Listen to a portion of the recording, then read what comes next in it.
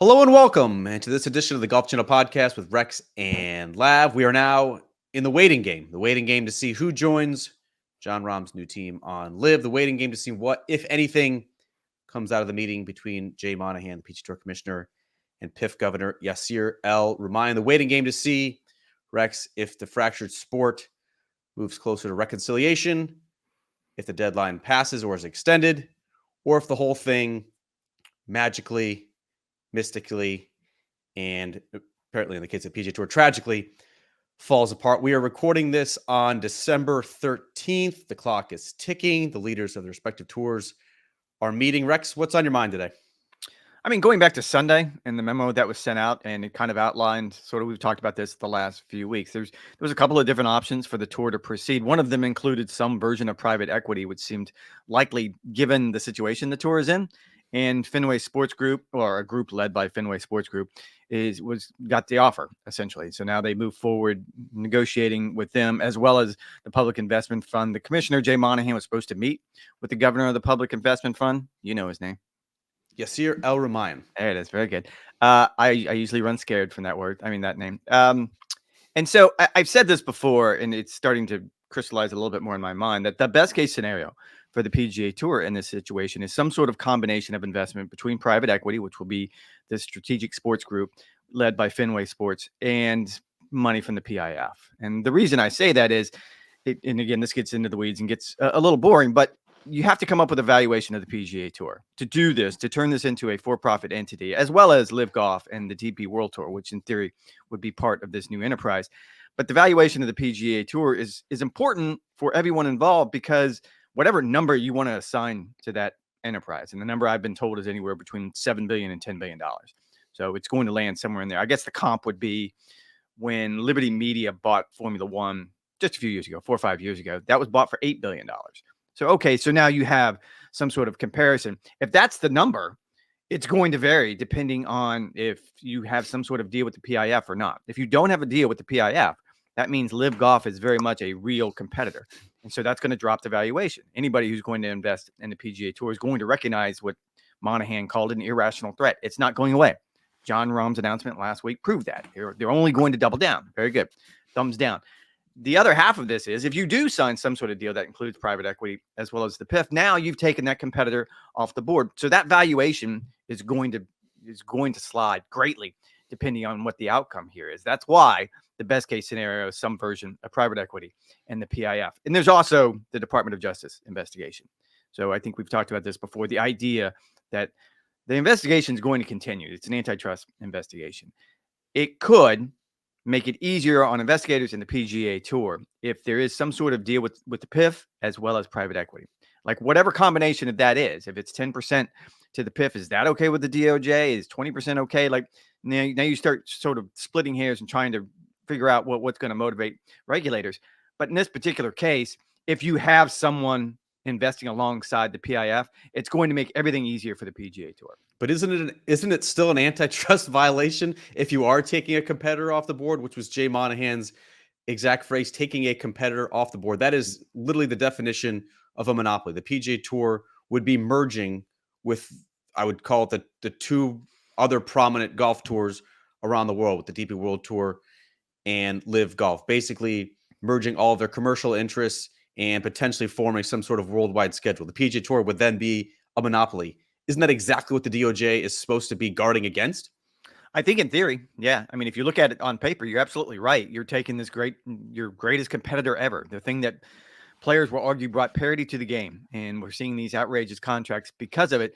The other half of this is just the geopolitics that have been in play for 2 years. If you remember correctly, as soon as LIV Golf became a serious threat, one of the first things Jay Monahan and the tour did was start writing letters and reaching out to lawmakers, trying to get some sort of regulatory help, whatever that could possibly look like. And there was no help to be found. We all remember the Senate hearing back in July, when I think it was Jimmy Dunn who sort of pointed out that we had come to you, the Senate, for help in this. So now you've sort of turned on us because you don't like what might be some sort of investment by a foreign entity into the PGA Tour. But we reached out, we begged for your help, essentially. And there's geopolitical issues at stake here. I mean, keep in mind, Saudi Arabia is an ally of the United States. So it's not as though the U.S. government's going to move quickly one way or the other to do anything that's going to harm that relationship. In this particular case, you can imagine there's all kinds of pressures that could be brought on, not just senators, but regulators, to make that investigation go away. This isn't the first time the PGA Tour has been investigated for antitrust violations by the Department of Justice. And I would encourage all of our listeners to go and find the stories from the 90s when this happened. And then Commissioner Tim Fincham, who started his career on Capitol Hill as a political consultant, it was a brilliant move by him. He went straight to the lawmakers, and he had the lawmakers make that investigation go away. There is a universe where that happens here. Yeah, a little holiday reading would be some of those good stuff. Old Tim Fincham AP stories. If that's how you want to get through the holidays and avoid some family, I would strongly encourage you do so as well. Rex, I was certainly struck by the timing of this announcement with the private equity group moving forward with negotiations on Sunday. Of course, you and I did an emergency podcast on Thursday night. It was not a mini podcast. It was an emergency podcast.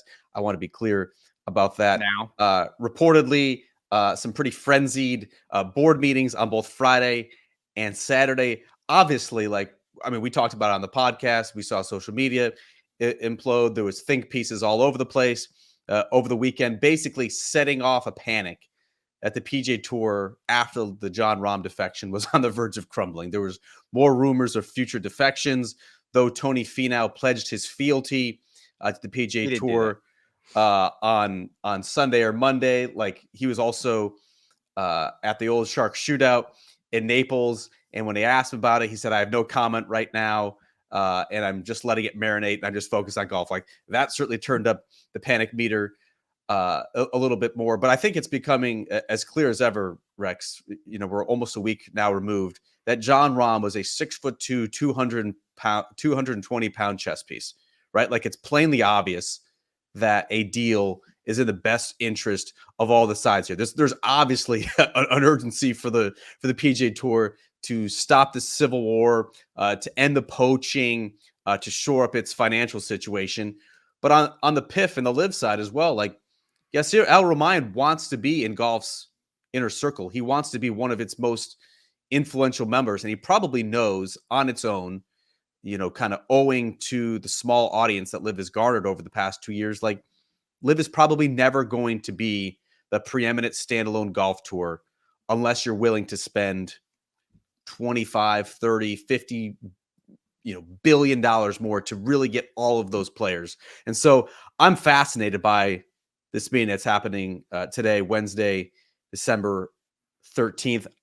How do you think it's going to go? Because obviously, based on what happened on June 6th, they can't just come to an agreement and then announce it in a press release on Wednesday. That's not how that's going to work. They're going to have to go back to the board, and they're going to have to sign off on anything that the PIF is suggesting.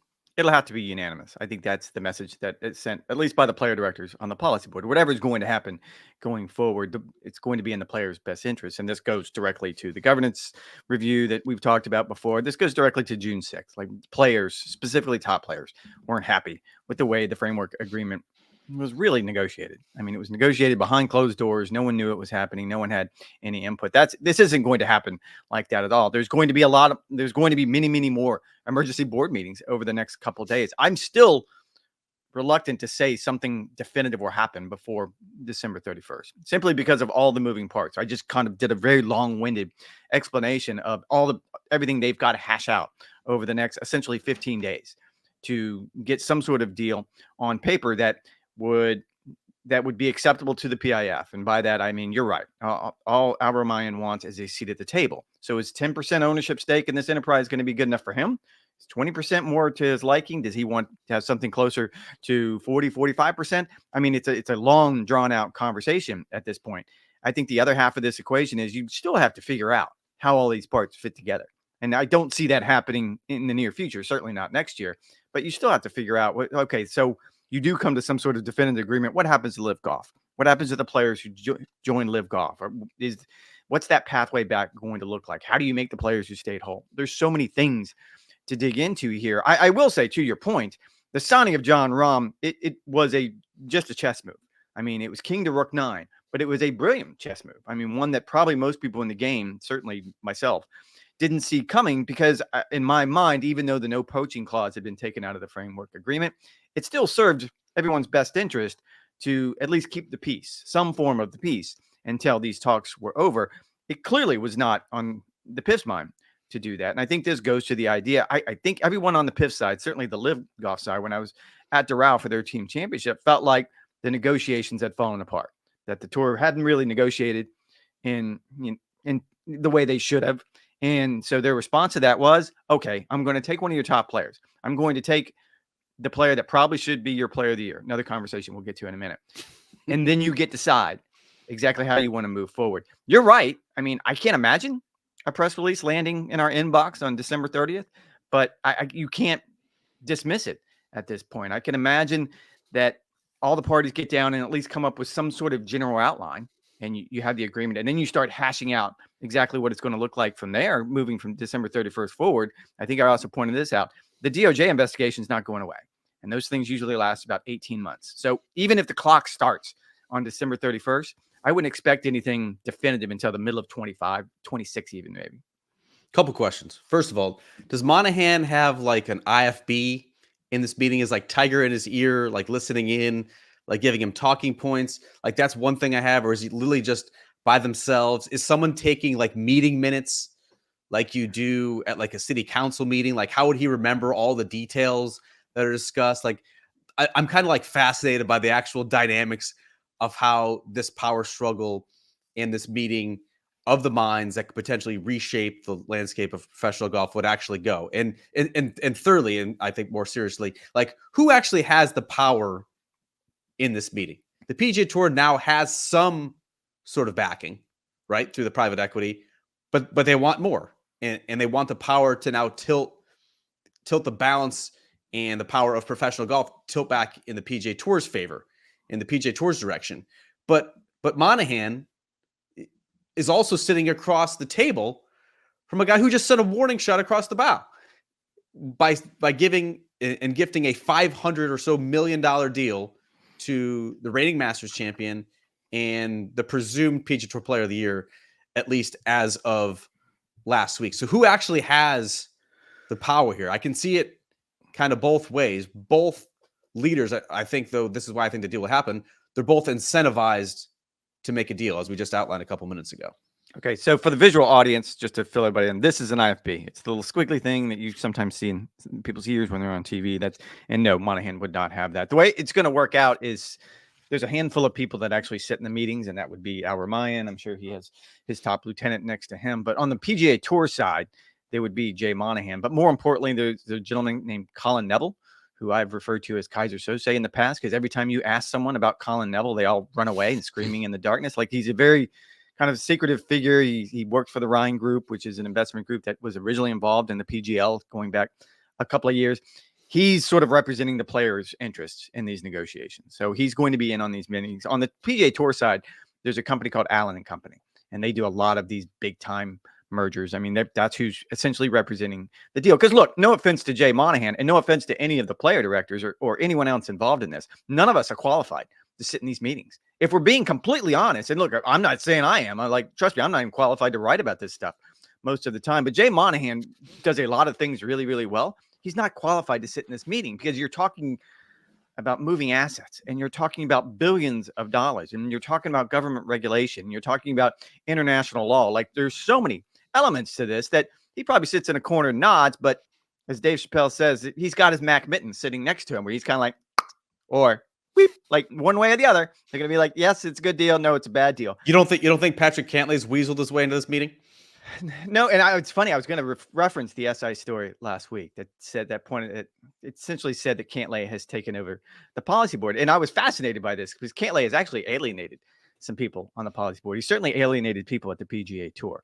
So I'm not quite sure how much credence I give that story for that reason. And the SI story also got it wrong. It's going to be Allen & Company and this Colin Neville dark character who that's probably not fair. He's probably a very nice guy, but I just imagine at the end of this whole movie, it's going to be this guy Colin Neville limping out of the negotiation board, and suddenly the camera turns to him, and it's Jay Monahan, and suddenly he stops limping and gets in a car and smokes a cigarette in a weird way.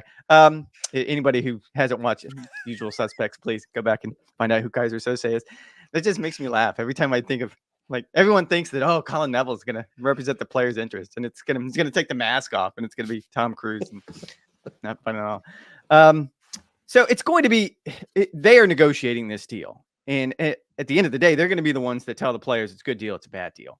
And Jay will be in on those meetings. My guess is Jimmy Dunn, the policy board, will be in on those meetings, who has done these types of negotiations before. But it's important to point out that the PGA Tour has a really, really good team behind them now.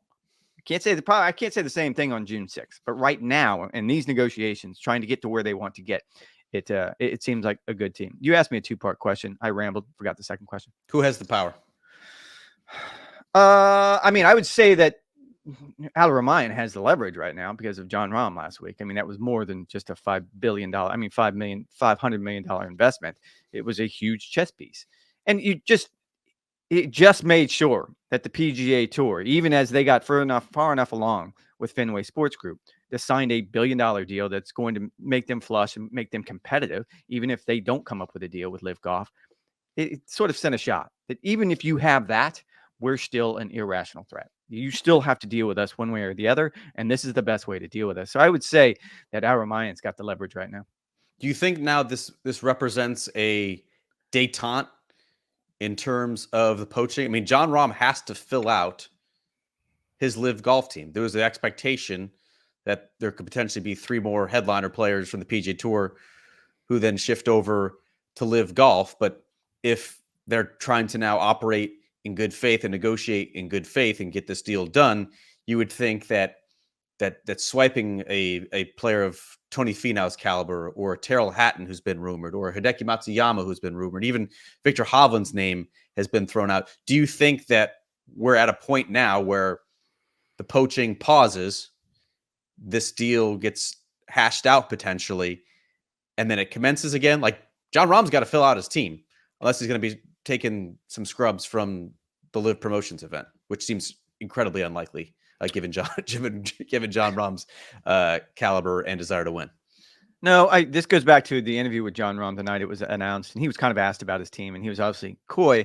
He didn't say it like Deion Sanders, but I would imagine it would have been cool for him to say it like Deion, that yes, he's bringing his own luggage, and it's Louis. It's Louis. Like he's going to bring his players, and you're right, they're not going to be. He might have to pick up one of those players out of the promotions event because you have to put them somewhere. But my guess is there's going to be at least 1 or 2 names. I don't know if they're big names. Tony Finau seemed to be the one everyone was leaning to until he said it wasn't. Hatton would be the other guy. Yeah, I've heard Victor Hovland's name come up. I mean, look, for a player like Victor Hovland, it still creates a challenge. You're still rolling the dice. I mean, you're still kind of doubling down on the idea that this is going to work out some way, so I might as well get paid right now. If the negotiations fall apart, and 6 months from now we were in the exact same spot we were 6 months ago, suddenly he's going to start bleeding off world ranking points. He's not qualified for the major. So it's going to be a tougher decision for everyone else than it was for Jon Rahm, who's qualified for the majors into the foreseeable future.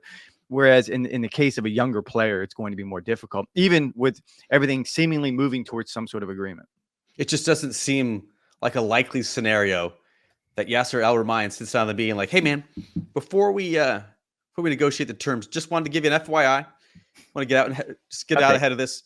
Going to be taking your FedEx Cup champion, European Ryder Cup stalwart, Terrell Hatton, and somebody else. Like, it just does not seem like that's a likely scenario unless he's entirely upfront. That would not be, as they say, operating and negotiating in good faith. But we'll just have to see. And paying Jon Rahm $500 million last week was? That's a great leverage move. That is a bargaining ploy. That was a master stroke. So why not continue just to pile on? The rest, like if you could, and I don't know that because they weren't actively negotiating at this point. Now you're sitting face to face, and you're still going to be poaching the guys. I don't know. It seems like that would just torpedo negotiations, if nothing else. I can only imagine how awkward those conversations are to begin with. Because you're right. Like, so, Al Ramayan has put the tour in a difficult position. So yes, you stole, our FedEx Cup champion last week. Now, but if you go back, like Jay Monahan had said a lot of really mean and nasty things about Saudi Arabia over the course. Like, that cannot be a cordial conversation. That's what I've all said from the very beginning. I don't know if Jay Monahan has done a good job or not. I'm not qualified to make that assessment. I know what Christmas dinner is like in my house. And that seems like nothing but a lifetime of Christmas dinners ahead for those two in meetings where you have to look at each other and know, I don't like you and you don't like me. I just can't wait to see. I'm hoping we get some sort of update. I could definitely foresee some sort of memo being sent out that says talks were progressive, negotiations are evolving and continuing, and we'll keep the membership abreast. That seems like the most likely scenario coming out of this. Rex, I did want to touch on this is right up your alley. Nearly 24 tour journeymen hired a lawyer to share details of the ongoing peace treaty and private equity deal. Was this fair or foul? I mean, we're talking about players like Chris Stroud, Ryan Brehm, who want more transparency with the tour. I actually think the tour, certainly compared to its most recent past, has been more transparent and open and honest this year, certainly over the last 6 months, than perhaps in its entire history. I mean, this is an organization that has always been shrouded in secrecy and mystery and keeping some members in the dark on issues. They seem to send out a memo every other day. Do you think it's fair or foul that these guys actually want more information and have actually hired a lawyer to try and obtain that information? It's fair. I mean, look, they're members. They're all members. It's 21 different players. And we can have a larger conversation about the essential philosophical change on the PGA Tour, where there has always been an element who wants to make sure that everyone is taken care of, all the way from the top players all the way down to the bottom. That doesn't exist anymore. I mean, the tour has made it crystal clear that whatever it is they're going to do going forward is going to fixate on the top players. We're going to make sure they're the most highly compensated. We're going to make sure we can retain those top players. And that was a direct result of LIV Golf. These players are trying to do what's in the best interest of the entire tour, I would argue, where I don't think anyone at Lonto Griffin is one of the players who signed this. And I've talked with Lonto a lot about this, and he's made really good points. Like when it comes specifically to what the schedule is going to look like next year. Like one of the biggest problems the players had that were part of that petition that was sent out 2 weeks ago, including Lonto, was that you can give the signature events bigger purses. Like, of course, the top players should be paid more. And you can also give them no-cut events. Like, okay, give them that sounds like a really good perk. If you're a top player, you can play for much, much bigger purses and you don't have to worry about missing a cut. Giving them so many more FedEx Cup points puts everyone else who aren't in those fields at a huge disadvantage. He's absolutely right. Like the math is behind him on this one. This was 9 months ago. They literally had a PowerPoint presentation, Rex, the Players' Championship. Nothing's changed. But the tour doesn't care. I guess the one thing that's changed is they don't care what the rank and file think anymore. And they've made it pretty clear on this one. I would argue that the letter from the lawyer misses the point. Like they're not going to let you in. They want to know about the negotiations with the PIF. They want to know about the negotiations with private equity. Not only can the tour not do that, like there are rules and regulations about how these negotiations are supposed to do. They shouldn't do that. Like some things do need to go on behind closed doors, and you need to trust your leadership. In this case, the 6 player directors to make the best decision. And Kaiser Sose, Colin Neville. You need to have to trust them to make the best decisions for you. If the letter misses the point. What they should want is more insight into exactly what's going to happen with the governance review. Like that's the big part, because what's going to end up happening, and it's going to lock the rank and file out, is there's a lot of regulations in the book that, for example, when they sent the petition out, there's a rule in the PGA Tour regs book that says if 30%, I believe that's the number, if 30% of the tour members sign a petition, then the commissioner has to meet with that group. That's essentially what they were trying to get at. There's other parts of that book that say if X amount of the membership votes, that they can vote a player director out of office. So there's a lot of things that as a body right now, the membership can do. My guess is the governance review is taking a real hard look at those. That's what they should be worried about. Like on its face, I understand that the players have a right to know what's going on. Like it directly impacts their future employment. But isn't this the exact reason of having a policy board? Isn't that the point of having both a Tiger Woods, who's on obviously one end of the spectrum, and then a Charlie Hoffman or a Peter Malnati? Like they're elected officials, for lack of a better term, who are put in place to look out for the entirety of the membership. They were voted in those spots. But so that's like on its face that I don't quite understand. When you look big picture and what's actually happening on the PGA Tour, being in the middle of the Civil War, like the tone deafness of these players is is just staggering. Like the only value that they provide to the PGA Tour is depth. And if you look at the way that things are trending, depth is going to be devalued more than ever. Yeah. These guys are easily replaceable. You could certainly foresee a scenario in which fewer PGA Tour cards are handed out at the end of the year. You could easily see a scenario in which we're barreling towards some sort of world tour for the top 100 players. It doesn't matter what tour they play on. Like I understand these guys are going to get squeezed out and they're looking out for their best interests, but it's also just a really bad look when they've been catered to for so long and have been given a lifeline by the PGA Tour for so long, fairly or not, and now they're kind of they're trying to clinging to whatever they have left.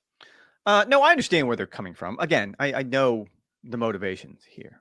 What they're just not reading the room, I think is what you're trying to say. They're not looking at the idea that what happened in that Delaware meeting last year and what has transpired since then has only made the tour move in the direction of the top players. And you could put a figure on that, whether that's top 70 or 50 or top 10, whatever the case may be. That's not going to change. Like wherever it is we're going, wherever it is these negotiations land us, it's going to all fixate on the top players. Now, these players are motivated to make sure that there is some sort of avenue in and out of that. I will say, along with the memo that came out Sunday, there was also sort of an outline of next year's eligibility, which I won't get into the boring details, but the tour has run a lot of simulations on exactly what they think is going to happen with the new point structure.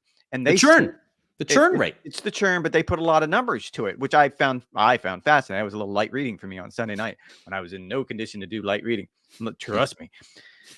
But they're claiming it's going to be the exact same churn that it's always been. I don't believe that. I'm not a statistician. Maybe it is.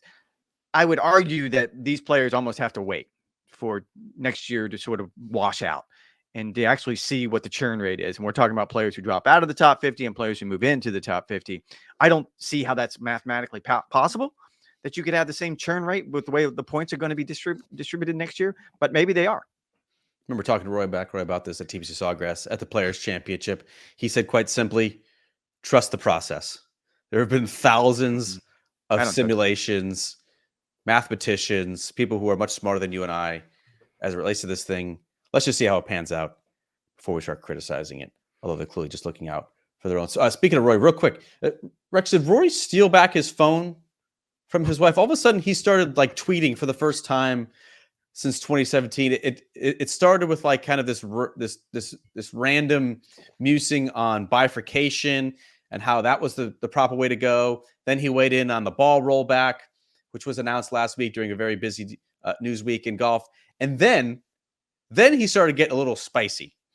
Then he said first that the European Ryder Cup team did not need that all-European guard. Speaking of Sergio Garcia, Lee Westwood, Ian Poulter. And then the one that really got him in trouble was the fact that he said that Henrik Stenson's move to LIV, obviously he was the assigned captain before moving to LIV, stripped the captaincy, and it went to Luke Donald, was the best thing that ever happened to Europe. By all accounts, Luke Donald's captaincy in Rome was near flawless, and he has already been assigned the gig in 2025 at Bethpage with the European Ryder Cup team looking to win once again on foreign soil. What's going on here, Rex? Why is Rory so spicy? Lee Westwood is intimating that Rory was drinking and tweeting, which we all know is not a good idea.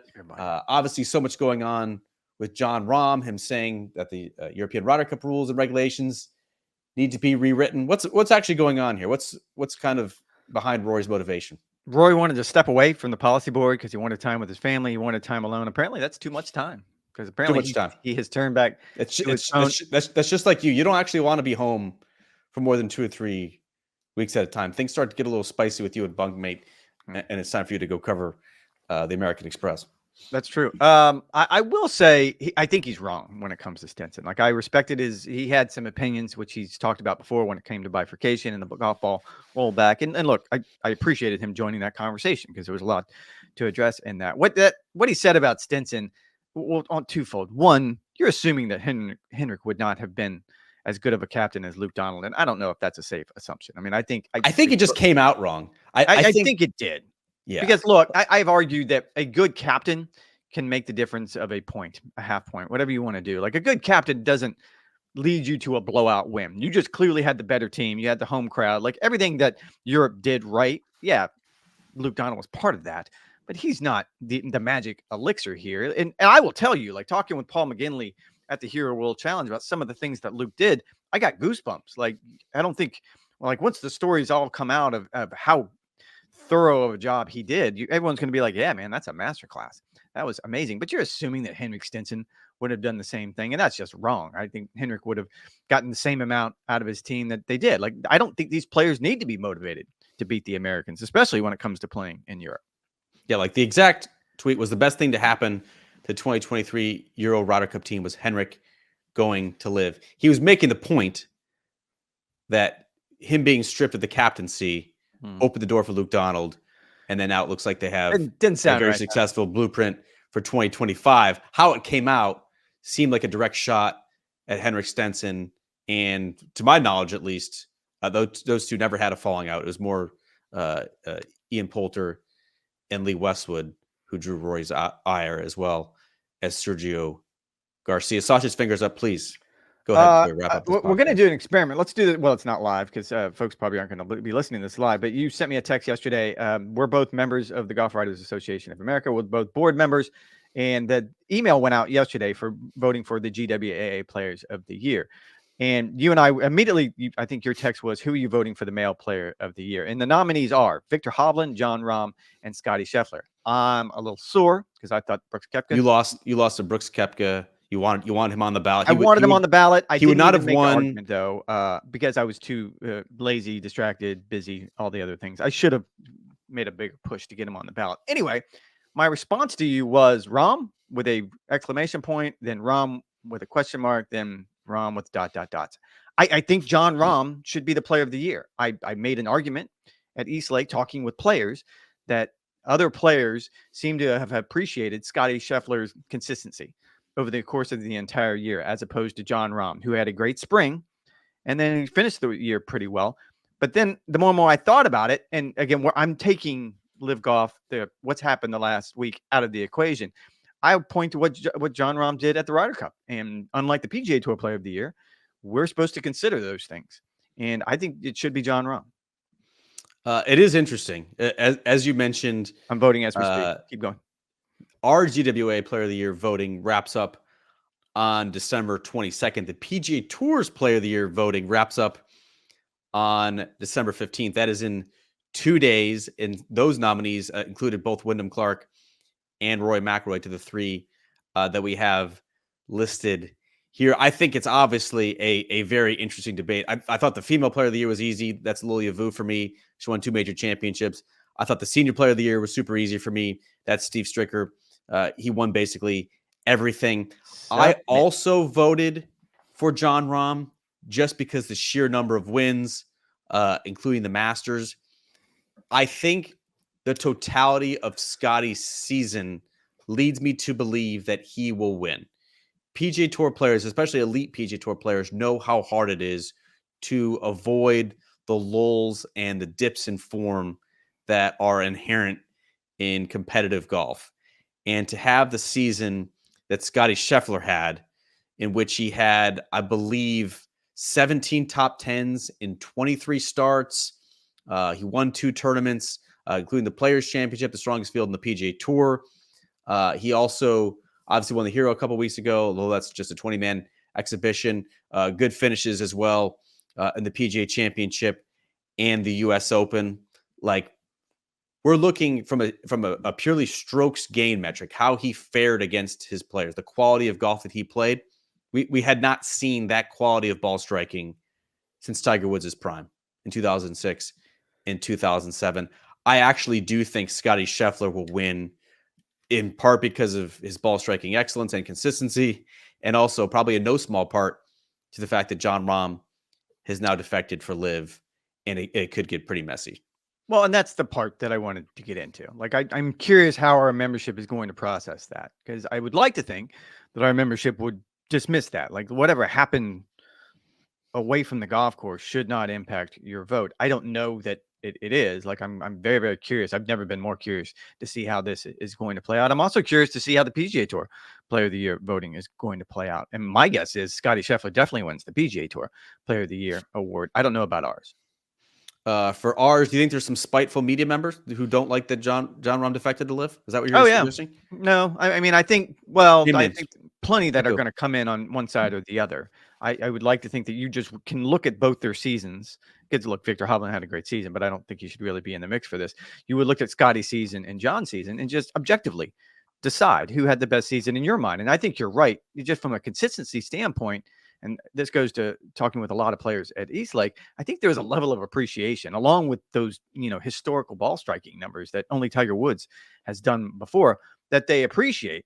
But you can't ignore a major championship. You can't ignore the fact that we can call the players whatever you want to call the players, but the Masters compared to the players, you're always going to pick the Masters over that. I don't care who you are.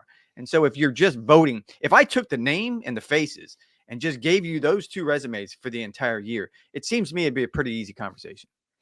Probably if you just did a blind resume test. I do think you're probably dismissing Victor Hovland. I do think he will get some segment of the vote here. He did win 3 times on the PGA Tour. He did win a signature event at Memorial. He did win the FedEx Cup title. He was a factor deep in the PGA Championship, going toe-to-toe with Brooks Koepka until he found the fairway bunker on the 16th hole. He also played the penultimate group on Sunday at the Masters. Like, that was an excellent season. I think most people would say that right now, as we sit right here on December 13th, that Victor Hovland is playing the best golf of anyone. I do think he will get votes, although I do think he will not get Scotty Scheffler dragged him in the named Bahamas, whatever that means. So I don't know about that comment. Whatever that means, the answer to that is nothing. It was a 20-man exhibition. Good win for Scotty, though, and great momentum as we head into 2024. Rex, you and I are both covering tournaments this week. You'll be at the PNC Championship with one Tiger and Charlie Woods. I'll be at Q School. Tiger's playing this week. Not as much suspense. Not at Q School. As we had. Tiger's not at Q School. At the PNC in Orlando. Not as much suspense because we just saw him 2 weeks ago at the Hero World Challenge, where he did not finish, as I predicted, between 8th and 12th place. Have you looked at the weather? Because it just looks plainly awful.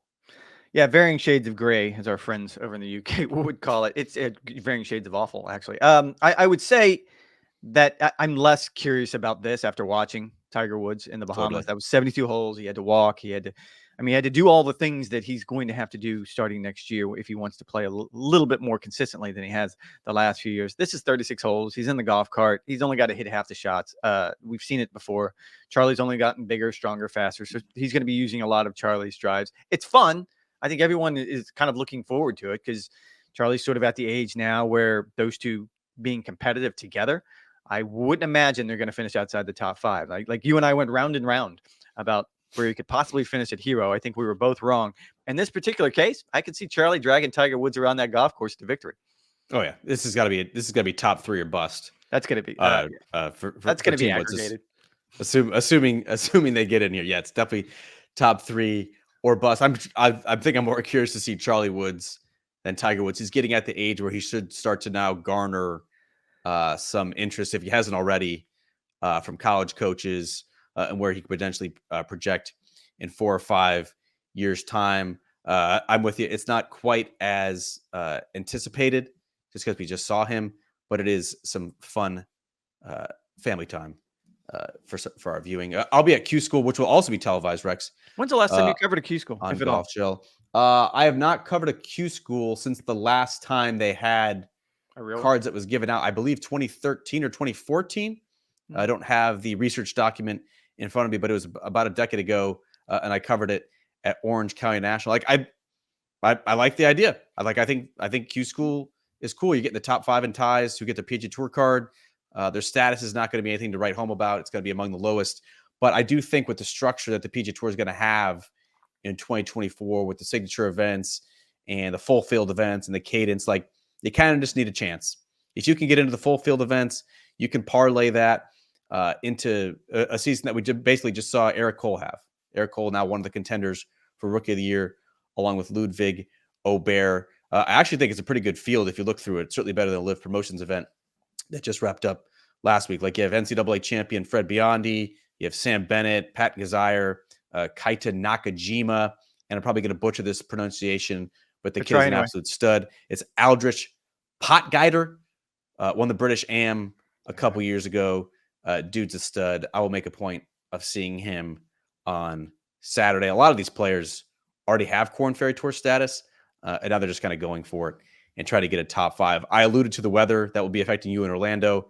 Going to be just as dreadful here in Ponte Vedra. We're looking at like sustained winds of 30 miles an hour, gusts up to 40 and 45. If you've ever played Sawgrass Country Club, which is where half the field will be playing, as well as Dyes Valley, the other course at TPC Sawgrass, there's just hazards and assorted awfulness all over the place. And so you mix in hellacious winds and nerve jangling pressure and trying to finish inside the top 5. It actually should be pretty good viewing. I'm not sure the best players are going to be advancing, but it's going to be a lot of fun to see who can hold their medal and push through. I'd rather be where you are than the PNC, if I'm being honest. When's the last Q school you covered?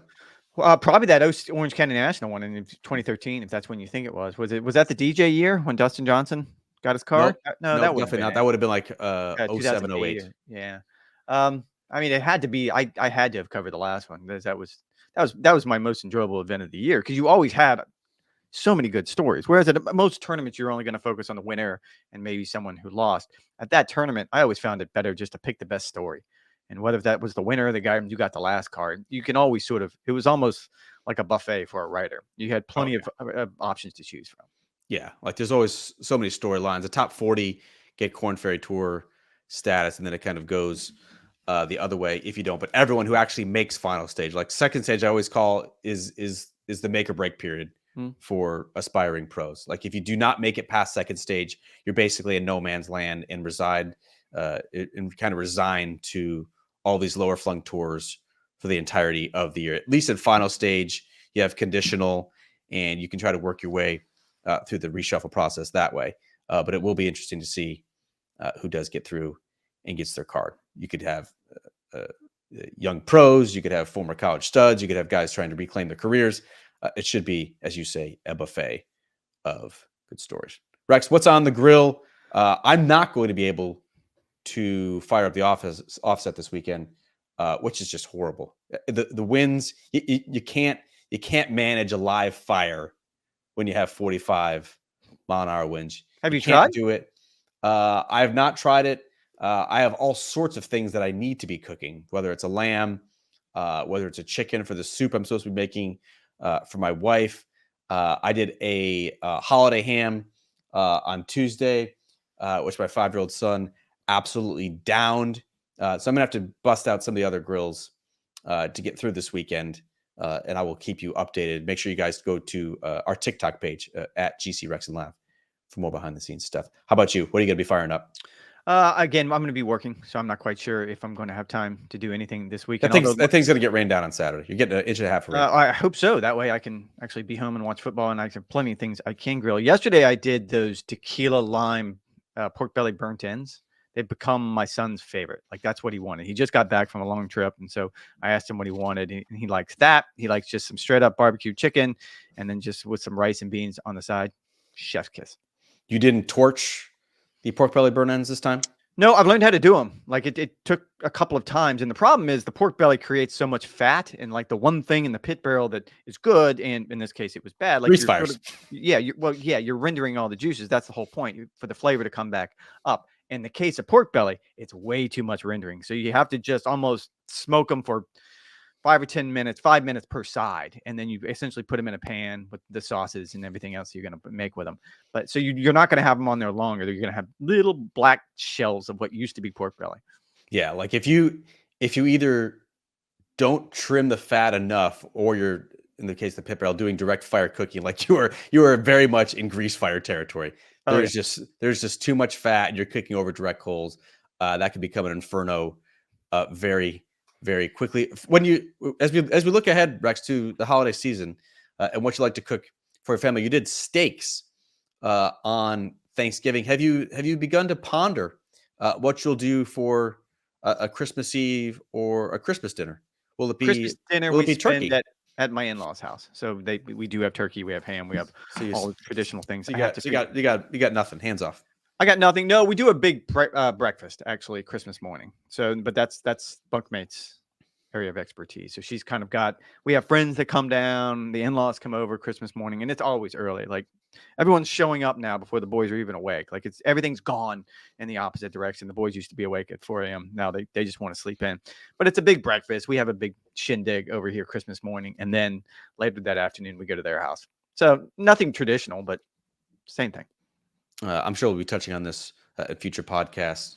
What we'll be doing for our exact meals. Rex, you and I will both be in Orlando on Thursday. We'll be playing some very bad golf at a golf course in Lake Nona called Eagle Creek in Lake Nona. Once again, projected 40-mile-an-hour winds.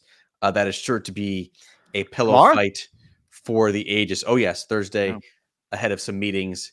Then I'll be driving home during our town hall meeting. But make sure you guys go to NBCSports.com/golf for all the news and updates from potentially the Monahan Al Rumayyan meeting from the PNC Championship and Tiger and Charlie's play there, as well as Q School. We'll keep you posted on anything else that develops. May have to do an emergency pod, may not.